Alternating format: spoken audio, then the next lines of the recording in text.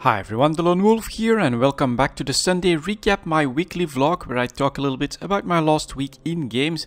As always, we'll start with some EVE Online, and I've played a bit more than average EVE Online. Actually, I had so much fun and so much luck also in exploration that I just kept going every day, practically every day, and I got more than 1 billion ISK in loot from 3 and 4 out of 10. So I feel pretty damn lucky. Oh, I also got a couple vigils.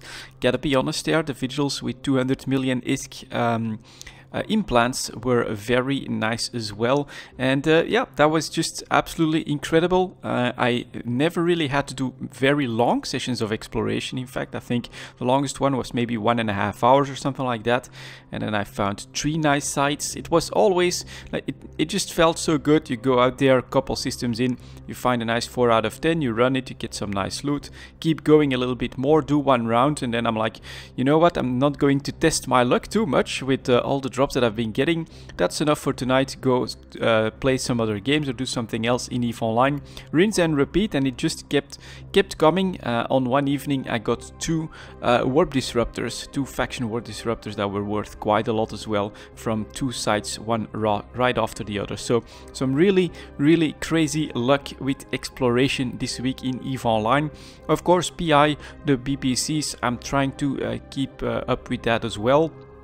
The blueprint copies are selling decently well, I must say, although of course I am at the moment focusing on Orca blueprint copies and then the blueprint copies for the medium structures. So I also look forward to what's coming at EVE Vegas, of course. There we should get a lot of news, and hopefully we get some ideas about the future structures as well. We know that there's nullsec specific structures that are coming for Upwell, but I'm personally also hoping that the propaganda towers will become part of the push for new structures, more structures, and also structure skins. So yeah, hopefully we'll get a lot of good news at EVE Vegas for EVE Online.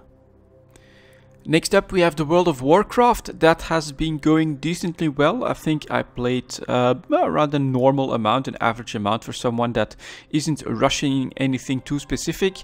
I do my emissary every day, and in between those world quests I queue up for normal battleground, epic battleground if I have the time, and then I also do a quick 2v2 or 3v3, depends on what the queue finds for me. And yeah, if you do all of that, you get more than 100 conquest points, and if you can do that every single day, you get a new piece of gear that's at 355 item level. So it's definitely going pretty well, and that has been my focus. Having a little bit more time last week, I also did the world boss, and I was pretty damn lucky. I joined a raid that just finished the boss, so I actually got kicked out of it, but then there were still so many people that still needed to get the world boss that it just got started without starting a new raid there. And I'm not sure if that's like something that the system you know, keeps in mind as well, but for the first time on the world boss I got 2 pieces of gear that dropped from him. So you can also earn like an extra roll with an item that you can get once a week, and that's what I did. So I got both boots and a trinket from the world boss. Felt really good, and yeah, it's probably just luck, but I did do that world boss without being in a full raid. So we just started that with the people that obviously still needed him, and that were the remnants of a previous raid and other people that just happened to come by on that server shard. So that was pretty interesting, and that definitely felt pretty good as well. I'm still just doing the World of Warcraft maintenance, trying to get all of that gear from the conquest points, which is on like a weekly basis, and maybe I should also add a little bit of like ranked play here and there, but not even sure if I want to put in too much of that effort in there. We'll see how all of that works out, but for now I'm just having a good fun focusing on battlegrounds, getting enough conquest points to fill the entire bar every week, and doing my emissaries so that I can get everyone towards Exalted. Next up, I want to talk a little bit more about Helium Rain. So that's a game that I got a free key from the developer for, and I've been having a decent amount of fun with Helium Rain. I did encounter some roadblocks, you could say, like you know, from time to time you have asteroids that will come into a system and then they can potentially damage your stations there. I had that several times, and it took me a little bit of time to figure out that you need some sort of fleet supplies, go into that system, and then you can just order a repair of your station. I thought maybe that an upgrade would solve that as well, but it doesn't. There was also a steel problem in my economy, so for some reason the resources for creating steel were not coming to the right station, so I had to do that manually a little bit to unblock that bottleneck that I was having. And yeah, I was trying to build more stations. They require 100 steel, 100 tools and 100 plastics, and so that steel just kept staying at 0, and that was really a problem that I had to fix manually. But once I got that unblocked, I managed to get a couple of extra ships as well, starting trade routes. So I must say, I've played a couple of hours again of Helium Rain.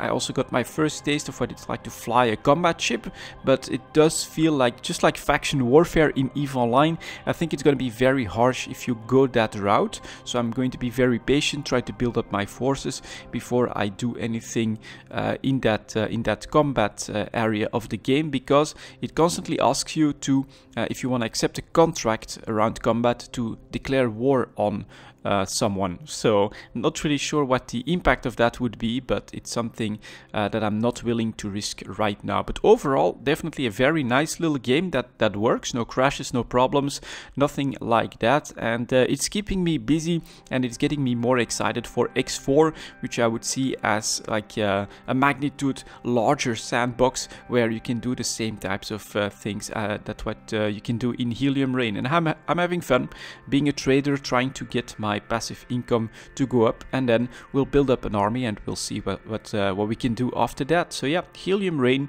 nice little game, and I'm having fun with it.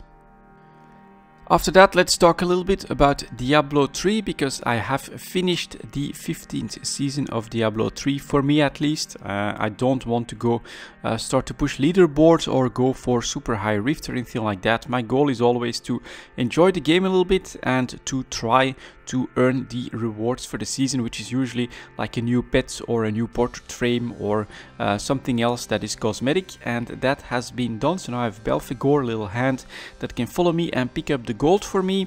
Doing that with the wizard is pretty damn easy, but the general pattern, if you ever wonder about a season in Diablo 3, you know, if you don't want to spend too much time in it, if you don't want to do the massive grind, because honestly, trying to get up those leaderboards or things like that, in my opinion, is all about just endless grind, and it's all about just how much time you spend in the game.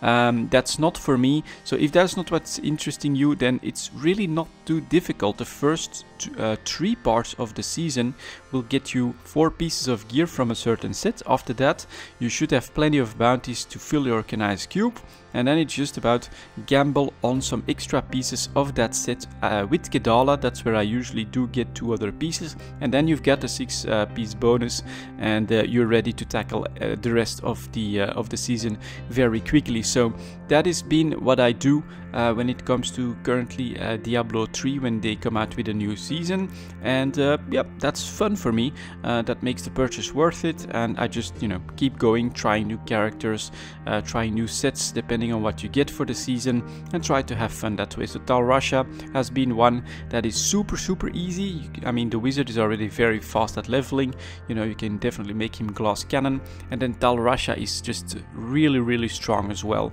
and in my opinion very fun to play. Just choose different spells of the different schools, frost, fire, arcane, and lightning, and then just, you know, go to town.